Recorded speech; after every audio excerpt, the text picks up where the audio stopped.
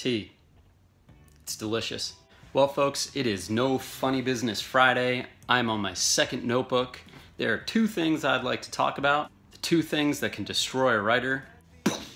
But first of all, quick shout outs. Shout out to Dave for saying that my tie looked so 1987. Dave, I'm a writer. It's so 1984. Shout out to Gabe, my brother, for keeping his chin up in the face of adversity.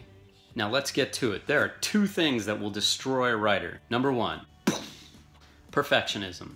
So my dad was asking me about the last video. Do you really have a sponsor? Well, Dad, it depends on what your definition of do you have is.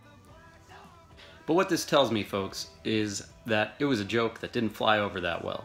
Now let's say I had written this in a book or a story. What would the perfectionist writer do? Agonize, weep, cry, and then go back and rewrite the darn thing over and over and over again. What does the professional writer do? The professional writer moves on and then proceeds to write 1,000 hilarious jokes. Send me money. Moral of the story, perfectionism will kill your writing. The second thing that will destroy a writer is the inability to accept criticism. Now, I'm paraphrasing a man named Gurdjieff when I say the following.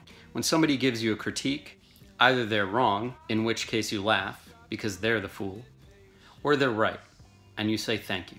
Folks, the professional writer has to take criticism. You take it, decide if it's worthy, and either you use it or you spit it out. And again, you move on.